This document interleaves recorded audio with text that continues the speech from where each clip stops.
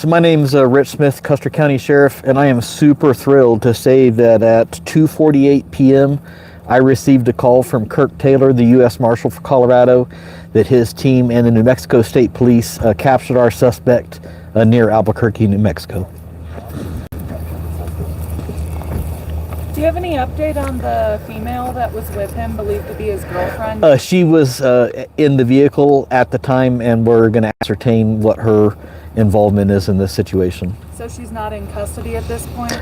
I don't know technically how they've done it down there, but we have some questions for her. And CBI sent, once we got word that he was probably in New Mexico heading south, CBI actually sent a guy down to drive to go down and meet the team that took him into custody. Do you know if there was like a fight or if he put up any? As far as I know, it was peaceful and nobody was injured. You had mentioned that his family was trying to help have a peaceful... That's correct. We received a phone call from his father, and the father made himself available if the time came where he would help talk him into custody peacefully. But I mean, that's the best resolution for us, is that nobody else got hurt, no cops got hurt, and the suspect also didn't get hurt. So the father did play a role? He didn't, but he offered to. He volunteered to do that for us. And do you know what the suspect was doing when he was apprehended? Was he driving a vehicle? He was driving the same white truck we've been looking for. So it was a typical traffic stop almost?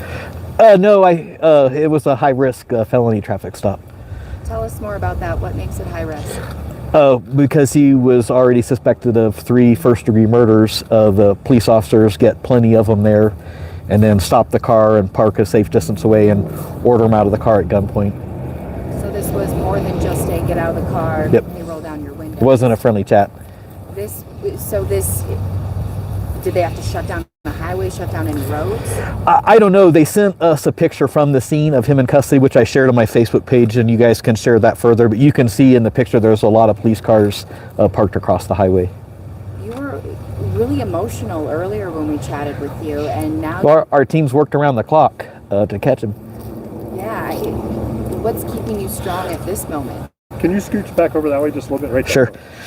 Yeah, so I would be remiss also, did you guys get the press release with the names of the victims? So now I want to take the focus off the suspect and put the focus on the victims. And so Patty Dalton, and the coroner did do notifications with the next of kin, but Patty Dalton is the gunshot victim who survived at the scene and is currently improving in condition at a trauma center in Colorado Springs. Her husband, James Dalton, age 58, was deceased. Robert Geers, Geers, age 63, was deceased at the scene.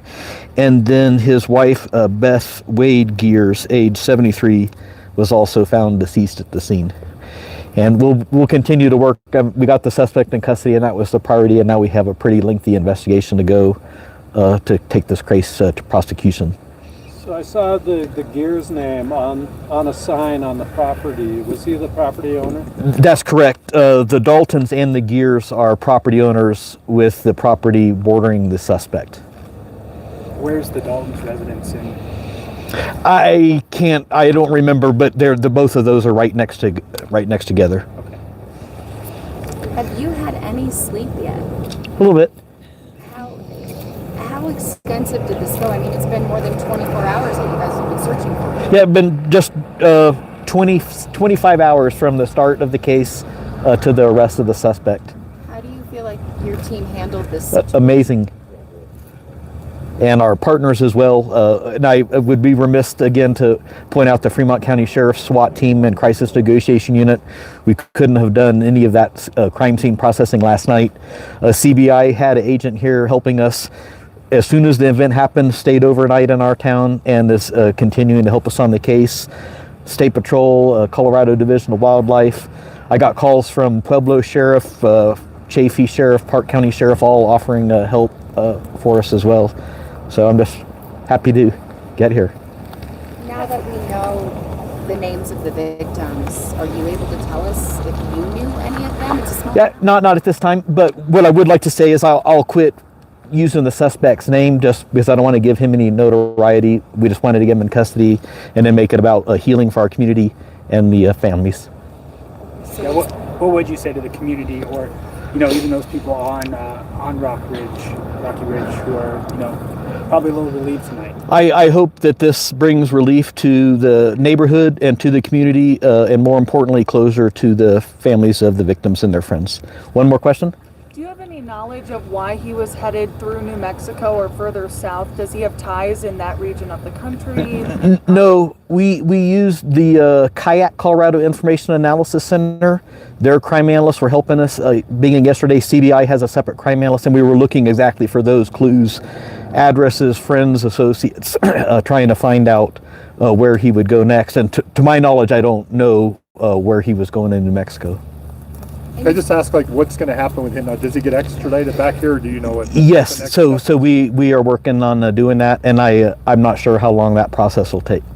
And I mentioned before, he won't be housed in our county jail. He'll be housed in a different county jail. Do you know where he'll be kept tonight? Somewhere in New Mexico? Probably in New Mexico. And again, and I'm not familiar with the exact area. The closest town I recognized was Albuquerque, so it's somewhere in that Albuquerque area. Okay, thank you. Thank you, guys. Thank you.